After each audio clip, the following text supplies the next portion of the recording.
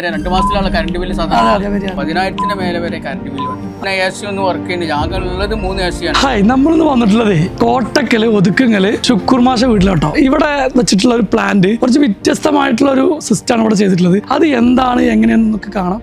ഇത് ഈ കാണുന്ന സോളാർ പ്ലാന്റ് ആണ് കേട്ടോ. നോക്കൂ, അപ്പോൾ ഇതിന്റെ വിശേഷങ്ങളിലോട്ടാണ് നമുക്ക് ഒന്ന് പോയി നോക്കാം. സാധാരണ നമ്മൾ സോളാർ സിസ്റ്റം ചെയ്യുമ്പോൾ ഒരു ഇൻവേർട്ടർ അതുപോലെ തന്നെ അതിന്റെ എക്സ്പോർട്ടിംഗ് യൂണിറ്റ് ഒക്കെ ഉണ്ടാവാറുണ്ടല്ലോ. ആ ഒരു ഭാഗമാണ് ശരിക്കും പറയുന്നത്. ഇവിടെ കാര്യമായിട്ട് ഒന്നും തന്നെ ഇല്ല കണ്ടോ. ഒരു 3 ഫേസ് മീറ്ററും അതിന്റെ എക്സ്പോർട്ടും കാര്യങ്ങളും ഉണ്ട്. ഇത് നമ്മുടെ ഇവിടെ ഒരു EV കാർ നെക്സോൺ ഉപയോഗിക്കുന്നുണ്ട്.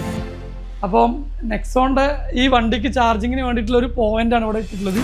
അല്ലാത്ത നോക്കുകയാണെങ്കിൽ നമുക്ക് ഇവിടെ ഉള്ളത് ഈ ഒരു ബോക്സ് ACDV പോലെ ഉള്ളൊരു ബോക്സും അതുപോലെ തന്നെ നമ്മുടെ ഒരു മീറ്ററും മാത്രമേ ഉള്ളൂ. അപ്പോൾ ഇതിൻ്റെ ഇൻവേർട്ടർ കാര്യങ്ങളൊക്കെ എവിടെയെന്നുള്ളത് ഒരു ചോദ്യമാണ് അല്ലേ. അപ്പോൾ ഇതെങ്ങനെയാണ് ഇതിൻ്റെ ഇൻവേർട്ടർ വരുന്നത്, ഇവിടെ ഉപയോഗിച്ചുള്ള ടെക്നോളജി എന്താണെന്നുള്ള കാര്യങ്ങളൊക്കെ ഞാൻ നിങ്ങൾക്ക് എക്സ്പ്ലെയിൻ ചെയ്തു തരാം. അതായത് ഇതിൻ്റെ ഇവിടെ നമുക്ക് പിന്നെ ഉള്ളത് എർത്ത് മാത്രമാണ്. എർത്ത് ഒരു AC എർത്തും അതുപോലെ ഒരു DC എർത്തും ഇവിടെ കാണുന്നുണ്ട്.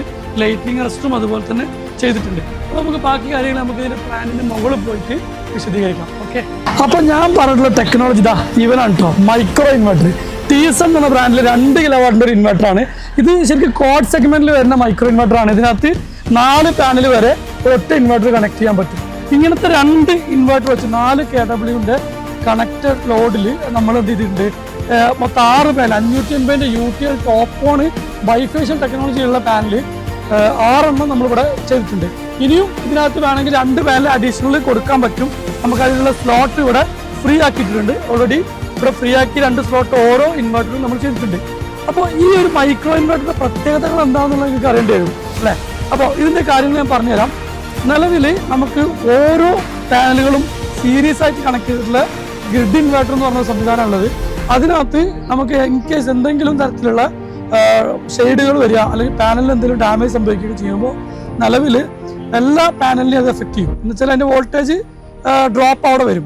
അതേ സമയത്ത് മൈക്രോ ഇൻവെർട്ടർ ആണെന്നുണ്ടെങ്കിൽ ഓരോ സിംഗിൾ ട്രാക്കിംഗ് ആയതുകൊണ്ട് തന്നെ ഓരോ പാനലിൻ്റെയും സെപ്പറേറ്റ് ആയിട്ടുള്ള ട്രാക്കിംഗ് കൊണ്ട് ഏതെങ്കിലും ഒരു പാനൽ കംപ്ലൈൻ്റ് ആയാൽ ആ പാനലിൻ്റെ പ്രൊഡക്ഷൻ മാത്രം അത് ബാധിക്കുള്ളൂ, മറ്റു പാനലുകളൊന്നും അത് എഫക്റ്റ് ചെയ്യില്ല. അതാണ് ഇതിലെ ഏറ്റവും വലിയ പ്രത്യേകത എന്ന് പറഞ്ഞത്. പിന്നെ അതുപോലെ തന്നെ വേറൊരു കാര്യം, ഭാവിയിൽ നമുക്ക് പാനലുകൾ എക്സ്റ്റെൻഡ് ചെയ്യണം അല്ലെങ്കിൽ നമ്മുടെ പ്ലാന്റിന്റെ സൈസ് കൂട്ടണം. അപ്പം ഇവിടുത്തെ നിലവിൽ സിംഗിൾ ഫേസ് ആണ് ഉണ്ടായിരുന്നത്, അത് 3 ഫേസിലോട്ട് മാറ്റി. അപ്പോൾ ഇത്തരത്തിൽ പാനലുകൾ എക്സ്റ്റെൻഡ് ചെയ്യേണ്ട ആവശ്യം വരുന്ന സമയത്ത് അല്ലെങ്കിൽ പ്ലാന്റിന് വലുപ്പം കൂട്ടേണ്ടി വരുന്ന സമയത്ത് വളരെ സിമ്പിളായിട്ട് അനായാസം നമുക്ക് ഈ ഒരു പ്ലാന്റിൽ ഓരോ ഇൻവെർട്ടറും അതിൻ്റെ കൂടെ കറസ്പോണ്ടിങ് പാനലും വെച്ചിട്ട് നമുക്ക് കൂട്ടി കൊണ്ടുപോകാൻ പറ്റും. പിന്നെ ആ സമയത്ത് തന്നെ ഒരേ ടൈപ്പ് പാനൽ തന്നെ വെക്കണം അങ്ങനെയുള്ള നിബന്ധനകളൊന്നുമില്ല. നമുക്ക് ഓരോ പാനലുകൾ സ്ട്രിങ്ങിലുള്ള പോലെ ഒരേ പാനൽ വെക്കാണ്ട് ഡിഫറെൻ്റ് ആയിട്ടുള്ള പാനൽസ് യൂസ് ചെയ്യാൻ വേണ്ടിയിട്ട് ഇത് പറ്റും. അതാണ് ഇതിൻ്റെ മേജർ അഡ്വാൻറ്റേജ്. ഓക്കെ, പിന്നെ ഇതുമായി ബന്ധപ്പെട്ടിട്ട് നിങ്ങൾക്ക് എന്തെങ്കിലും ഡൗട്ടോ കാര്യങ്ങളോ ഉണ്ടെങ്കിൽ നമ്മളായിട്ട് ചോദിക്കുക, അതേപോലെ തന്നെ കമൻറ്റിൽ അറിയിക്കുക. നമ്മൾ കറക്റ്റായിട്ട് അതിനുള്ള റെസ്പോൺസ് തരികയായിരിക്കും. പ്ലാന്റിൻ്റെ കൂടുതൽ വിശേഷങ്ങളും അതുപോലെ തന്നെ ഇതിൻ്റെ കാര്യങ്ങളെക്കുറിച്ച് അറിയാൻ വേണ്ടിയിട്ട് നമുക്ക് നമ്മുടെ ശുക്കൂർ സാറിൻ്റെ അടുത്ത് ചോദിക്കാം. ശുക്കൂർ സാറാണ് ഇത് കറക്റ്റ് ഓൺ ചെയ്യുന്നത്. അപ്പം അവരുടെ റെസ്പോൺസ് എന്താണെന്നുള്ളത് നമുക്ക് കറക്റ്റായിട്ട് അറിയാം. നമ്മൾ താഴത്ത് പോയിട്ട് നോക്കാം. അപ്പം നമ്മുടെ കൂടെ നമ്മുടെ ശുക്കൂർ മാഷ് ഉണ്ട്. അപ്പോൾ ആളടുത്ത് നമ്മൾ കാര്യങ്ങൾ ചോദിക്കുകയാണ്.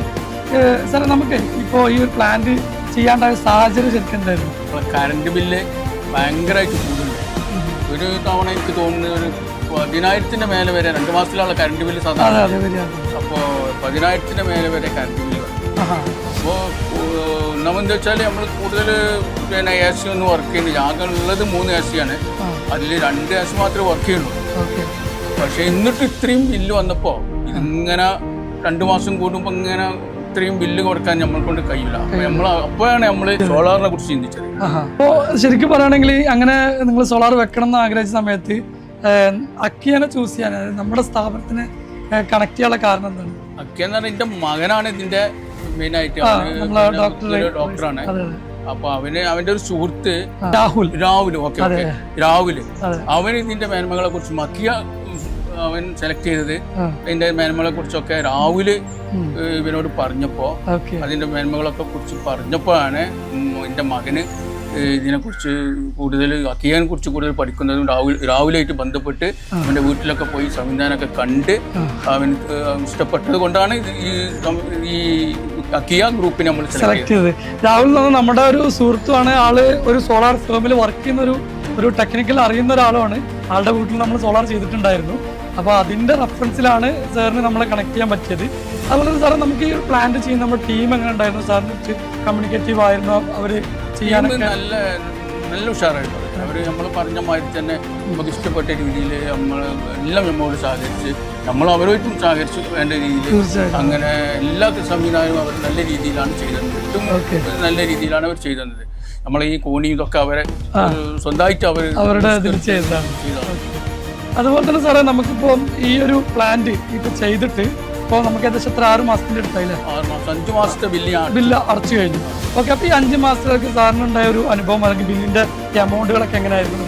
അതായത് ഇപ്പോഴാണ് കുറച്ച് എമൗണ്ട് കൂടിയത്. ഈ പ്രാവശ്യം ഒരു 1048 ഇതിൻ്റെ ഇടയ്ക്കൊക്കെ ഏറ്റവും ആദ്യം വന്നത് ഒരു 300 സിസ്റ്റം, പിന്നെ ഒരു 600 സിസ്റ്റം, പിന്നെ ഒരു 71 വന്നിട്ടുണ്ട്. ഇപ്പൊ ഒരു 1048 വന്നിട്ടുണ്ട്. ഇതിന്റെ കാരണം എന്ന് വെച്ചാൽ ഞാൻ മനസ്സിലാക്കുന്നത് ഇത് ഈ മഴക്കാലമായതുകൊണ്ട് സോളാർ പ്രൊഡക്ഷൻ കുറവായിരിക്കുമല്ലോ, അതായിരിക്കും എന്നാണ് ഞാൻ വിചാരിക്കുന്നത്. നമ്മുടെ EV ഉണ്ടല്ലോ നമുക്ക്. അപ്പൊ ഇപ്പൊ അതും കൂടി പറയാണ്ട് ഈ 1048 പറയുമ്പോ കഴിഞ്ഞ മാസത്തെ ബില്ല് 71 ആയിരുന്നു. അത് കഴിഞ്ഞതിന്റെ ശേഷമാണ്, ആ ബില്ല് കഴിഞ്ഞതിന്റെ ശേഷമാണ് നമ്മൾ EV കാർ എടുത്ത്. അതും ഒരു കാരണമാണ്. കാർ എടുത്ത് കാർ ചാർജിങ് കൂടി അഡീഷണൽ വരുന്നത്. ഓക്കെ, അപ്പൊ ഈ 71 വരുന്ന സമയത്ത് ഓൾറെഡി ഡെപ്പോസിറ്റ് മുമ്പത്തെ കറണ്ട് ഇവിടെ ഓൾറെഡി കിടക്കുന്നുണ്ടാവും. അപ്പൊ EV എടുക്കുന്നതോട് കൂടിയിട്ട് നമ്മളെ EVയുടെ ചാർജിങ് ചെയ്യുമ്പോൾ പഴയ ഡെപ്പോസിറ്റ് കൊടുത്ത് ബാക്കി വരുന്ന എമൗണ്ടിനായിരിക്കും ഇപ്പൊ ബില്ല് വന്നിട്ടുണ്ടാവും. ഇനി ചിലപ്പോൾ ഒരു പക്ഷേ അടുത്ത മാസം ബില്ല് വരുമ്പോൾ ഓട്ടം കൂടുതലാണെങ്കിൽ ചിലപ്പോൾ ഈ ഒരു എമൗണ്ട് തന്നെ വീണ്ടും കൺസിസ്റ്റന്റ് ആയിട്ട് വരാം. അപ്പൊ അങ്ങനെയുള്ള സാഹചര്യങ്ങളാണ് നമുക്ക് ഈ ഇൻവെർട്ടറിനകത്ത് 2 പാനൽ കൂടി വെക്കാനുള്ള ഒരു ഗ്യാപ്പിൽ ഇട്ടിട്ടുണ്ട്. അതിനെ കുറിച്ച് ആലോചിക്കുന്നുണ്ട്. 2 പാനലും കൂടി വെക്കണം എന്നാണ്. അതെ. ഓക്കെ, അപ്പോ സാർ എന്തുകൊണ്ട് നമുക്ക് നമ്മുടെ പ്ലാന്റ് ഓക്കെ ആണല്ലോ? പിന്നെ നമുക്ക് സബ്സിഡി നിങ്ങൾ പറഞ്ഞ മാതിരി സബ്സിഡി നമുക്ക് കിട്ടിയിട്ടുണ്ട്. 8,000 രൂപ നമ്മുടെ അക്കൗണ്ടിൽ വന്നു. അത് ഏകദേശം എത്ര സമയത്തുണ്ടാവും സാർ?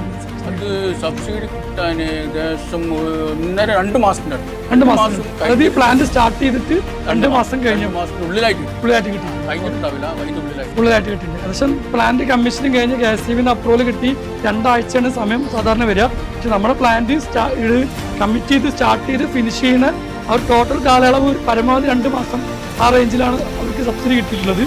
ഓക്കെ, അപ്പൊ ഭാവിയിൽ സർവീസിന് എന്താവശ്യമൊക്കെ വേണമെങ്കിലും നമുക്ക് ഉപയോഗിക്കും. പിന്നെ താഴത്തും വളരെ ഹൈറ്റ് ഉള്ളതുകൊണ്ട് തന്നെ അടിയിൽ നിന്ന് കിട്ടുന്ന ഈ വെയിലെ താഴത്തടിച്ച വെയിൽ റിഫ്ലക്ട് ചെയ്തിട്ടും നമുക്ക് പ്രൊഡക്ഷൻ കിട്ടും. അതൊക്കെയാണ് ഈ ഹൈറ്റ് കൂട്ടി ചെയ്യണതിന്റെ ഗുണം. എപ്പോഴും പിന്നെ ഓട് വെക്കാതെ ഇങ്ങനെ വെക്കേണ്ടതായിരിക്കും ഡയറക്റ്റ് നമുക്ക് ഡയറക്റ്റ് മൗണ്ട് ചെയ്യാണ്ട് ഇത്തരത്തിൽ പൊന്തിച്ച് വെക്കുന്നിടത്താണ് നമുക്ക് പ്രൊഡക്ഷൻ കൂടുതൽ കിട്ടും.